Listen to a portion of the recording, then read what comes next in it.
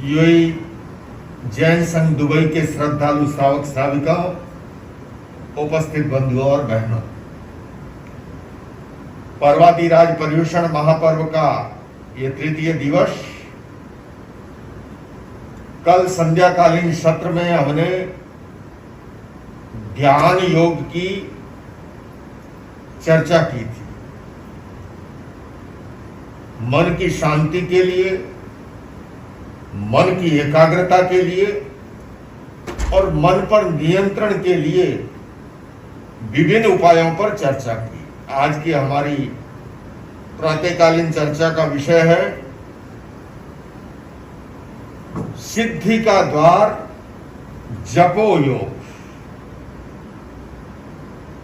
हम सभी अपने जीवन में सक्सेस चाहते हैं, सफलता चाहते हैं। कोई भी ऐसा व्यक्ति नहीं होगा कि जो असफल होना चाहता,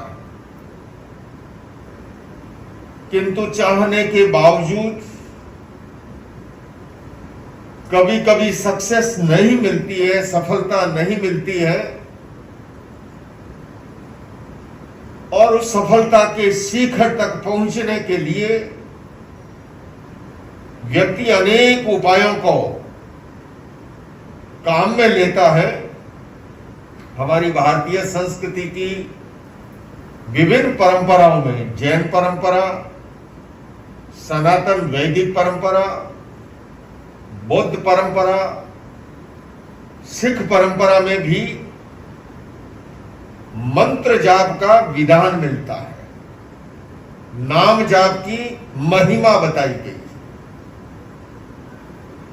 जैन धर्म के महान आचार्यों ने प्राचीन समय में, जब खास करके श्रमण संस्कृति और ब्राह्मण संस्कृति के बीच में संघर्ष का एक कालखंड रहा,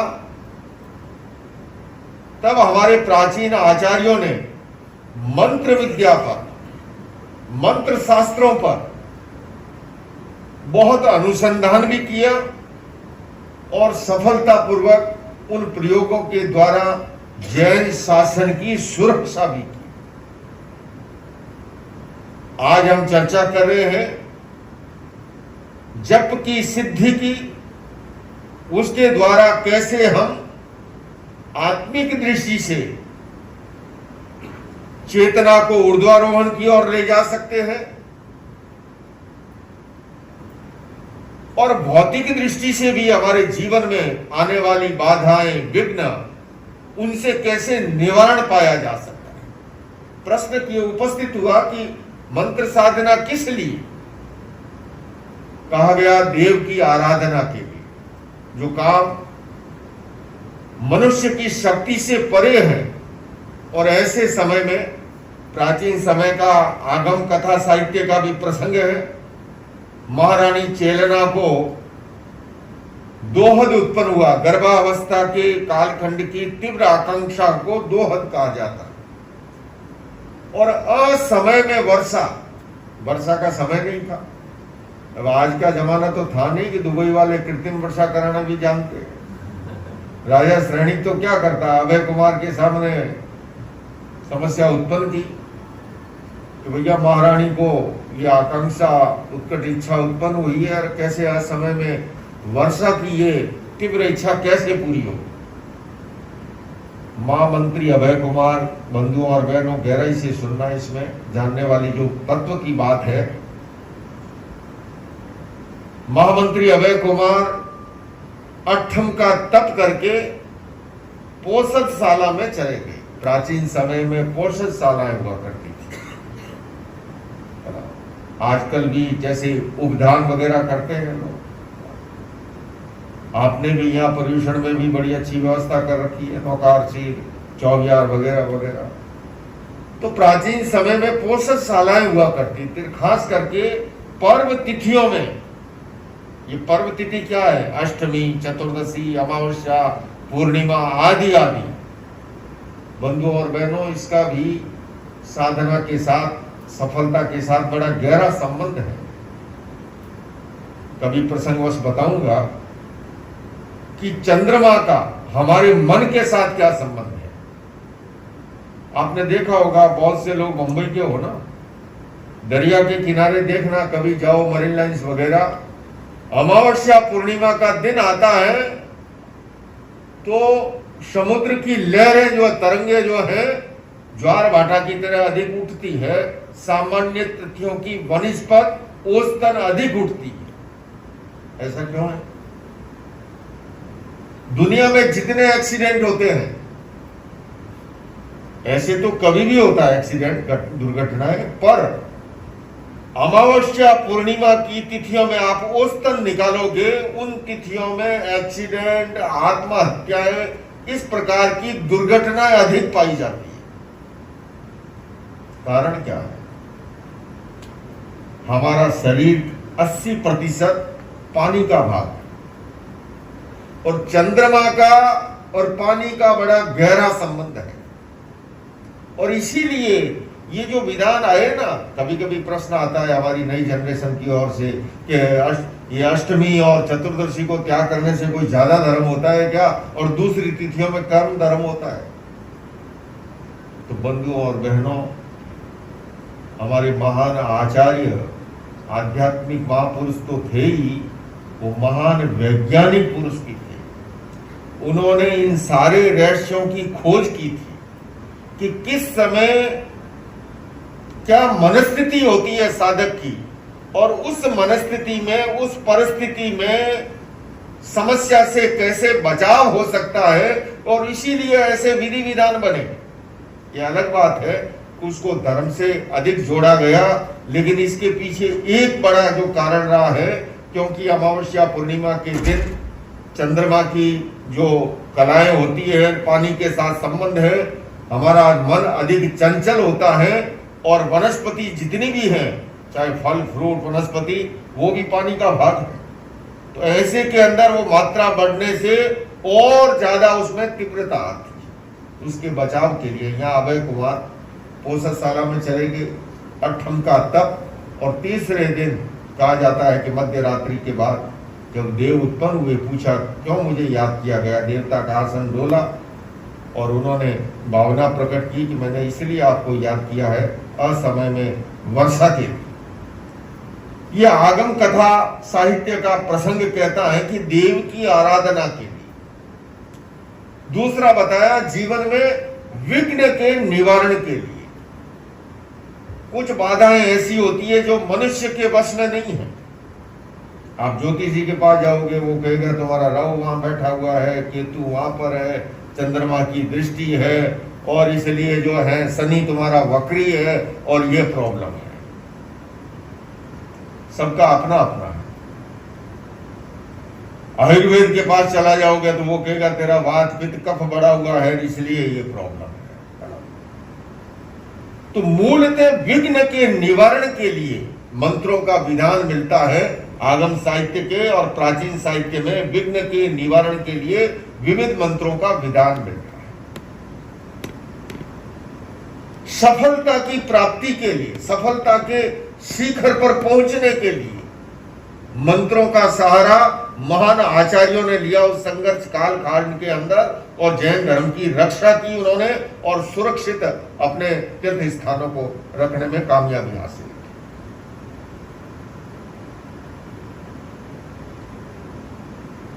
और खास करके जिस जैन परंपरा में आप और हम सभी जन्मे हैं, बंधुओं और बहनों, नमस्कार महामंत्र जैसा एक ऐसा अति प्रभावी महामंत्र विरासत में हमें मिला है। पर होता क्या है कि जो विरासत में बाप की कमाई मिलती है ना, जो अपने श्रम से नहीं की हुई हो, अपने पुरुषार्थ से नहीं की हो, तो पता नहीं लगता है कि वो कैसे जोड़ी हो, उसका मूल्यांकन नहीं हो पाता है। और मूल्यांकन नहीं होता है, और दूसरी कठिनाई यह है कि जब तक किसी भी चीज की टेक्निक को नहीं समझ ले, विधि को नहीं समझ ले, तब तक सक्सेस मिलती नहीं है। लोग कहेंगे महाराज जी आप नौकार बन रहे, अरे हमारे तो पोर्वे घिस गए, गिनते गिनते अभी तक कुछ हुआ नहीं है। होता तब है बंधुओं जिन्होंने अपने जीवन के अंदर इस साधना पद्धति को जाना है, समझा है। जब तक न समझे तब तक ही यह है। मेरे दीक्षा गुरु आचार्य तुलसी, उनके उत्तराधिकारी जो मेरे शिक्षा गुरु आचार्य महाप्रज्ञ, मंत्र शास्त्र में उनकी बहुत अच्छी गति थी और वो खुद जिज्ञासा भी रखते थे और साथ साथ में उनका खुद अगाध ज्ञान विज्ञान था उनका, जिसका गवाह हूं मैं।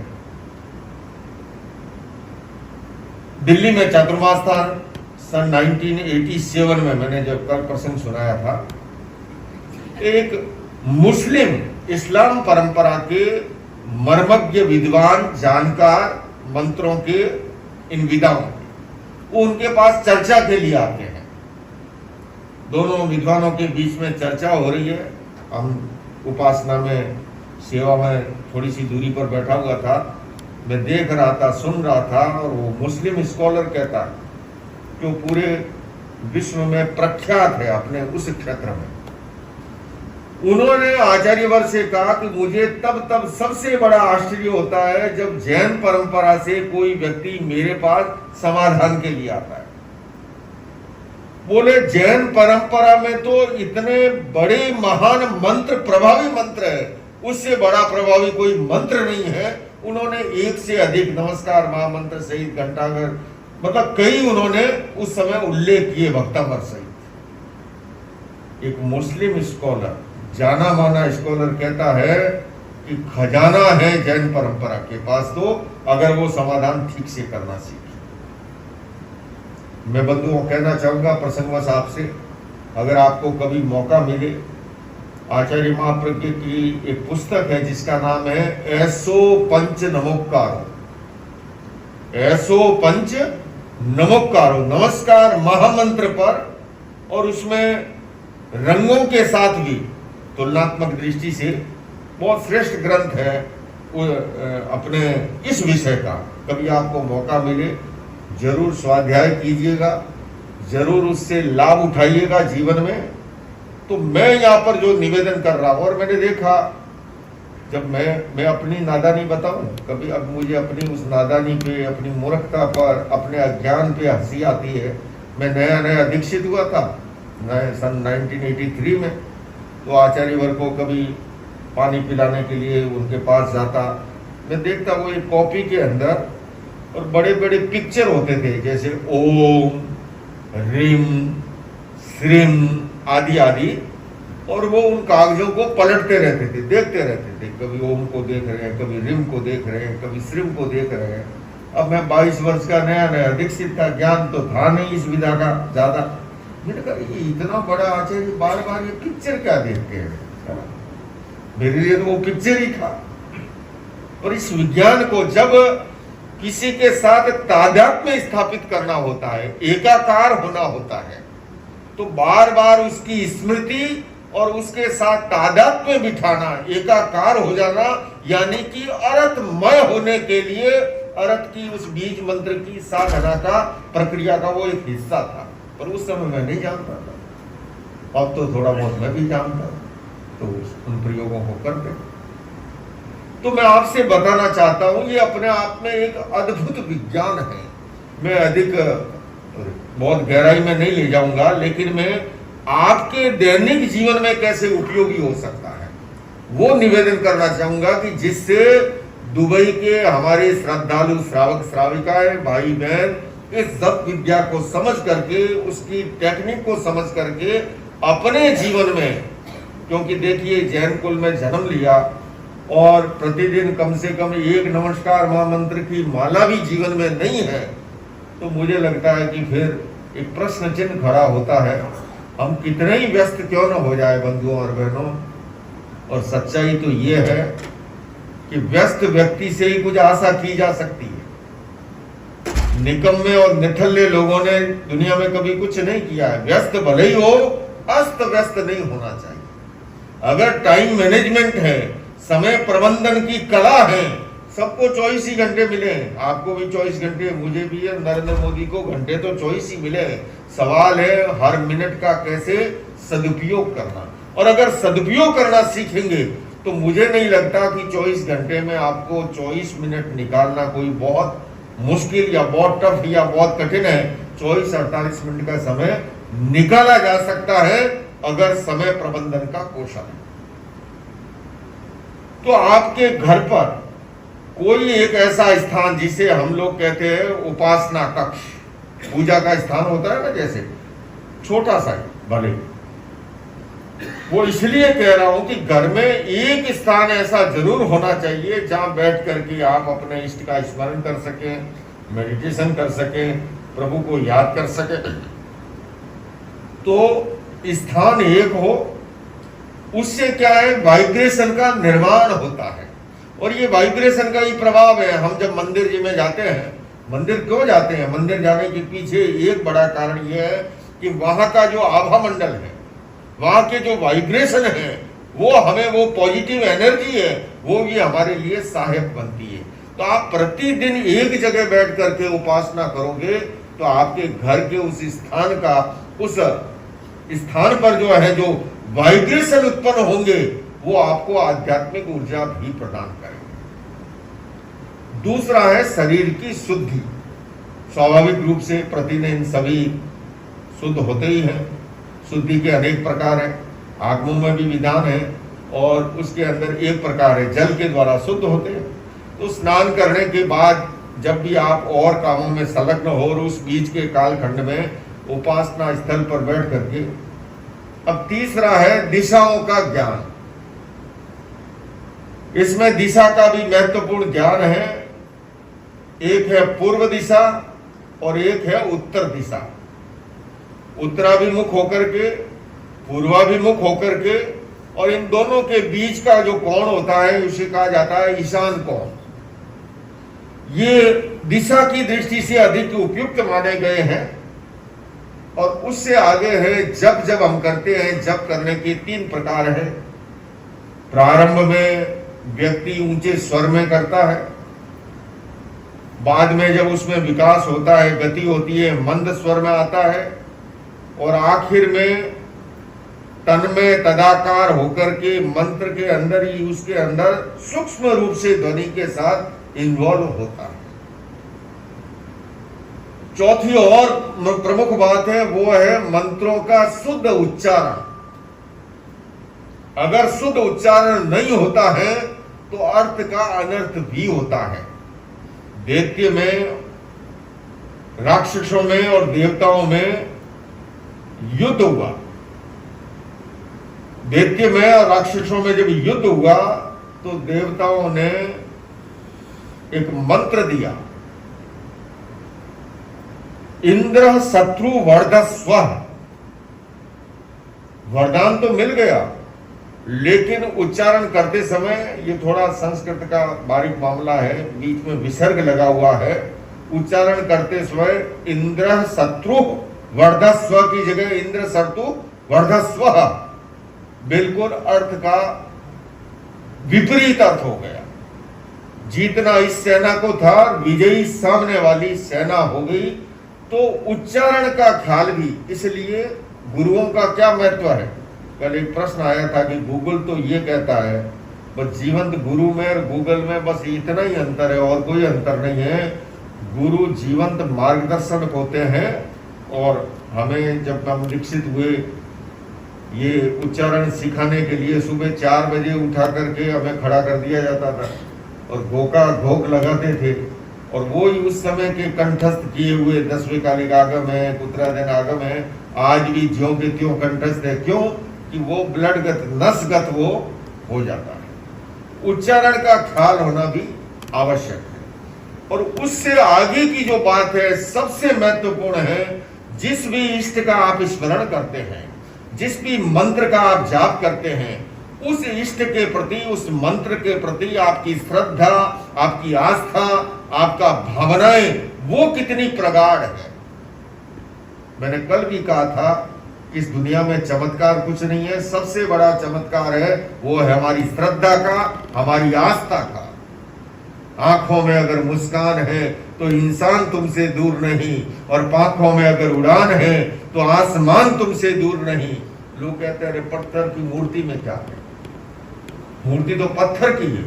इस 4 लाइनों में कहा है, समझ सकता है कि आंखों में अगर मुस्कान है तो इंसान तुमसे दूर नहीं, और पांखों में अगर उड़ान है तो आसमान तुमसे दूर नहीं।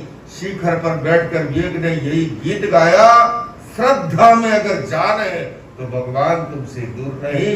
वो मूर्त भी जो है वो मूर्ति हो सकती। तो सवाल है हमारी श्रद्धा, हमारी आस्था, हमारी भक्ति, हमारा विश्वास जो है, उससे हमारे भीतर का रासायनिक परिवर्तन होता है। बंधु और बहनों, ये साइंटिफिक बात है। हमारे इंडोक्राइन सिस्टम जो है, हमारे ग्लैंड्स जो है, उसके हार्मोन्स हमारी नाड़ी तंत्र में मिलकर के समग्र जीवन व्यवहार को प्रभावित करते हैं। तो जब हमारी श्रद्धा, आस्था, विश्वास और लयबद्ध उच्चारण के साथ, ये सारा साइंटिफिक विधान है।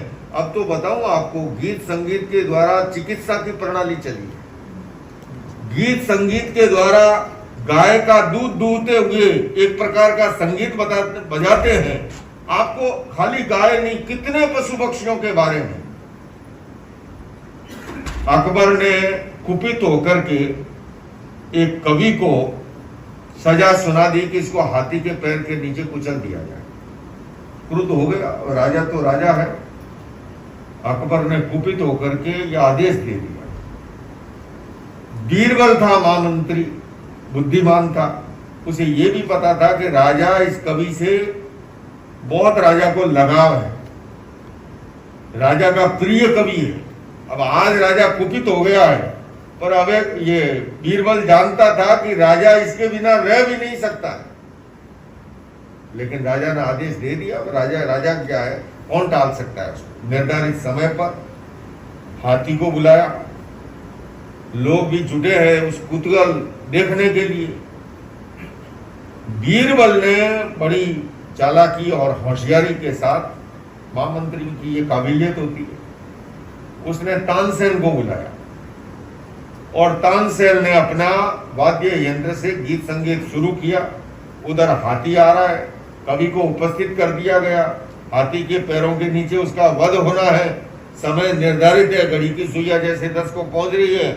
लोग टकटकी लगाए हुए हैं कि जो ही समय होगा और हाथी के पैर के नीचे कुचल दिया जाएगा।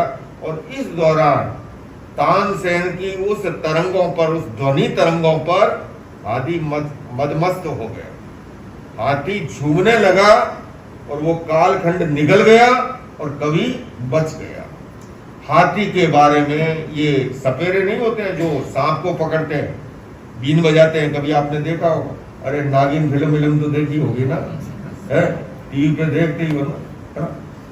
कहेंगे महाराज को फिल्मों का क्या पता। अरे बंधु और बहनों, मेरे पेरेंट्स ने मेरा वैराग उतारने के लिए 1 साल में 200 फिल्में दिखाई थी कि इसका वैराग छूमंतर हो जाए और ये महाराज न बने। हिरण जो है, हिरण जैसे, हिरण हुआ, सांप हुए, हाथी हुए, गाय, जितने भी हैं प्राणी, ध्वनि की तरंगों के अंदर इतनी बड़ी ताकत है। चिकित्सा का प्रणाली चल पड़ी है। हीरे की कटाई, अरे आप तो व्यापारी हो ना, ध्वनि तरंग पर आधारित रहिए। तो ध्वनि का अपने आप में, हर ध्वनि का एक अलग अलग प्रभाव है और अलग अलग प्रकंपन है। ध्वनि में कितना अंतर है, आपको एक उदाहरण बताऊं। जैन परंपरा के बहुत बड़े साधक हुए हैं जिनका नाम था आनंद गंजी, बहुत बड़े साधक हुए। आनंद गंजी, जैन परंपरा में एक विधा रही है, अवधान विधा। इन वर्षों में हमारी डेरावासी परंपरा के संतों ने बॉम्बे के एनएससीआई डॉम में पिछले दिनों ही अवधान विधा के प्रयोग किए थे। उससे पहले भी किए शतावधान के कार्यक्रम। और मैं जिस परंपरा में दीक्षित हुआ आपको बताऊं, मेरी परंपरा में सहस्रावधानी हुए हैं संत। एक साथ 1000 प्रश्न करे, कोई डायरी नहीं, पेन नहीं, कलम नहीं, कागज नहीं, और 1000 प्रश्न खत्म होने के बाद वो उत्तर देना शुरू करेंगे। एक एक करते 1000 लोगों के उत्तर एक साथ दे डालेंगे। सीतापुर मंडी में, बिहार में मुनि श्रीचंद जी कमल थे, 1500 प्रश्नों का अवधान किया था। और इस अवधान से प्रभावित होकर के प्रथम राष्ट्रपति राजेंद्र बाबू, प्रथम प्रधानमंत्री पंडित जवाहरलाल नेहरू और प्रथम उपराष्ट्रपति डॉक्टर राधाकृष्णन, तीनों ऑडियंस में बैठे आपकी तरह। और मेरी परंपरा के संत मुनि महेंद्र कुमार जी प्रथम को राष्ट्रपति भवन में मंच पर बिठा करके अवधान करवाया गया। तीनों ऑडियंस में बैठे हैं, प्रेसिडेंट भी, प्राइम मिनिस्टर भी, वाइस प्रेसिडेंट भी। राजेंद्र बाबू प्रभावित थे, नेहरू जी थोड़े अपनी प्रकृति के थे, तार्किक थे। उन्होंने कहा कि आज इन मुनि जी को जो है मैं मेरे प्रश्न का जवाब दे तो मानूं अवधान को। और उन्होंने फ्रांस भाषा के, जर्मन भाषा के क्लिष्ट शब्दों को ला करके प्रस्तुत किया। पर उन्होंने देखा जब मुनि जी ने जवाब उत्तर दिया उन चीजों का, वो दांतों तले अंगुली दबाते रह गए। तो हमारे आनंदगंजी श्रावक की बात, आनंदगंजी साधक की बात बता रहा हूं आपको। बहुत बड़े साधक हुए, कितने बड़े साधक थे और कितनी उनकी एकाग्रता थी। ध्वनि तरंगों का महत्व भी जो मंत्र में है वो भी इससे स्पष्ट होगा।